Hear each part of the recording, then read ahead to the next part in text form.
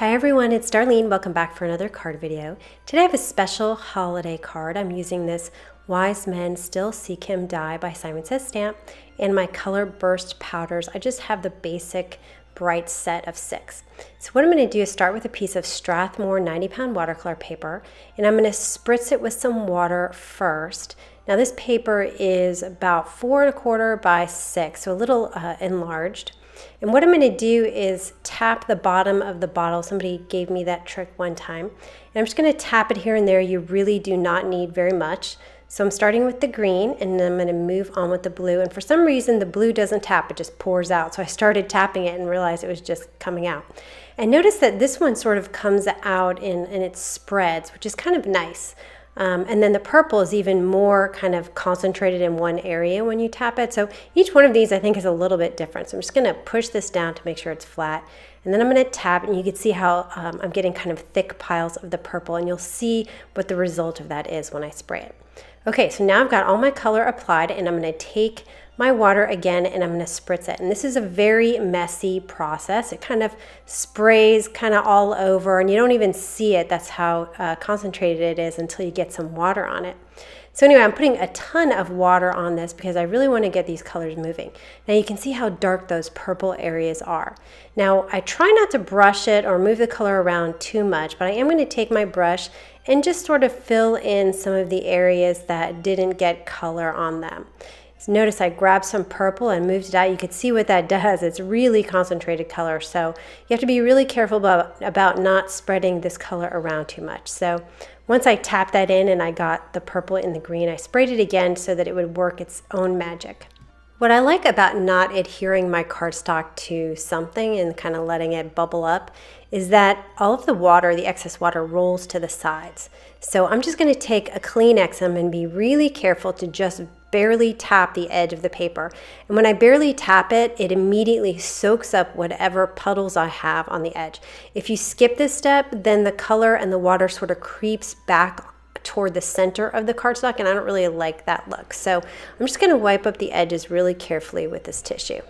You can see how really super dark those purple areas are, and there's also a lot of puddling up of water, so I decided to kind of pick it up a little bit and make the area just kind of lighter, a little bit whiter, and I didn't really like that, so I went back in, but you could see how much color is there. So I'm going to grab some water and drop some water in and just kind of let the colors blend a little bit more.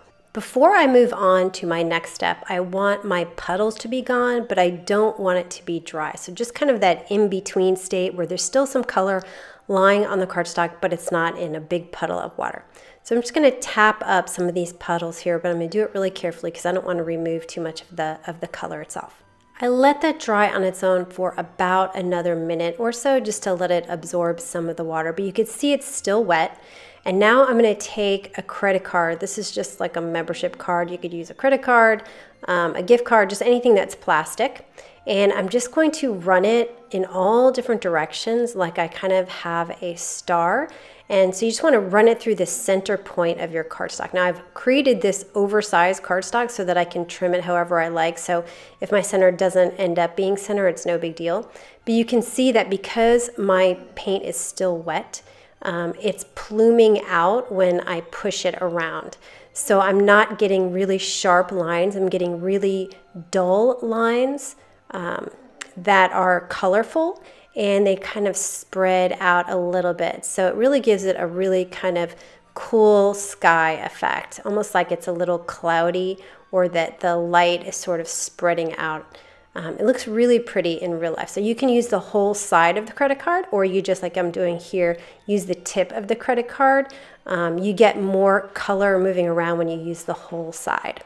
So I let that dry for a minute, and now it's still wet, but I'm going to do this again. And so now my lines are going to be much sharper because there's color still on my cardstock that I'm moving around, but it doesn't have as much water, which means I'm not going to get those plumes like I got the first time.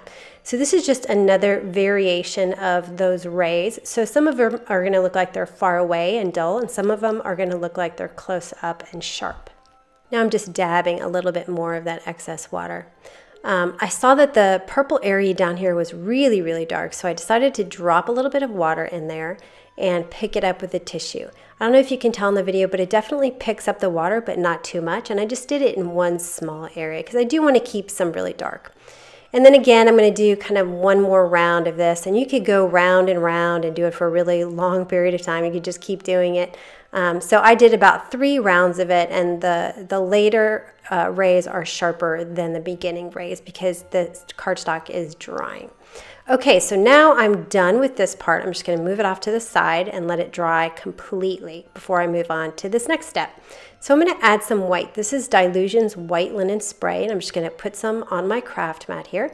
And I'm going to take that same credit card. I want to make sure it's nice and clean. I don't want more color in there. I'm just going to tap it onto my craft mat, and then I'm going to put it onto my cardstock the same way I applied it earlier. So you can see it's going to really blend in. So it's going to kind of spread out a little bit. It's going to dilute. It's going to kind of absorb some of the color from the cardstock, which is good because I don't want really bright rays. I just want rays that are brighter than the ones that I've already got, which are purple, green, and blue. So I did the first round, then I let it dry for a minute, and then decided to do a second round. And so I got some more clean paint, and then I'm going to tap it in again. And this time I'm just using kind of the corner of my credit card here, and then I'll move on to the full length of the credit card. So just kind of vary it, and notice that I'm crossing through the middle of my cardstock every single time, but I'm not going to the edge of the cardstock every time. Each of these lines kind of has a different length to it, and that's what makes it look like a bunch of rays coming out from a center point. Here's what it looks like after it's all dry. I was really happy with the way this turned out. It's so pretty. It looks like very cloudy, but then bright at the same time. So for my sentiment, I've cut a piece of neenah cardstock about the same size as my die, just a little bit larger, and I'm going to cover the entire thing with some Versamark ink. And then I'm going to hold it with some tweezers and sprinkle gold embossing powder all over it. Now you could cut your die from gold foil paper or pattern paper that's just completely gold. I just decided to make some because I didn't have any. So I'm just going to put my die in the center. I want to show you a quick tip here. I still have my cardstock in the die, but I have 3 dots for eyes. And so what I'm doing is I'm pushing them out of the die with my paper piercer directly onto the sticky side of a Post-it. So I'm just kind of figuring out which hole it is on the front. And I'm poking those dots to the eyes, and that way they're there and I won't lose them on my craft table since they're so tiny. Now because I embossed this paper first, it's sticking in my die, but that's fine because it'll pop out pretty easily. I just have to kind of use a paper piercer to kind of wedge it out a little bit, and once I kind of get it going, it really comes out. So I just did that on all of these words. And now I'm going to take my negative and put it in the center of my cardstock with the eye from still in the middle because that's the center. And this is the reason why I centered the die on this gold piece of cardstock, so that I could center the gold cardstock onto my bigger watercolor panel and easily get this sentiment centered.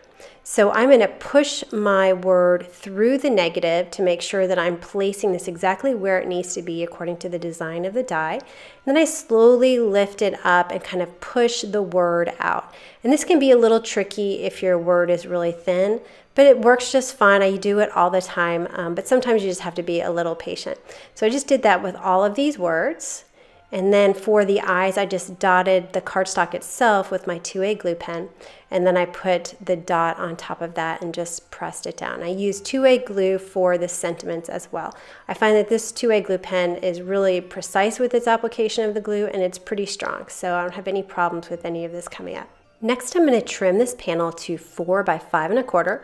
I'll put some Scotch foam tape on the back and adhere it to a piece of neenah Solar White cardstock.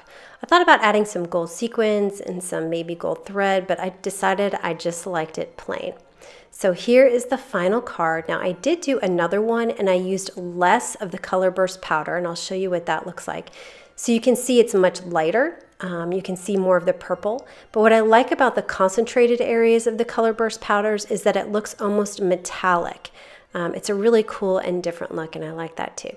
So anyway, I hope you enjoyed that, and I will see you next time. Thanks for watching.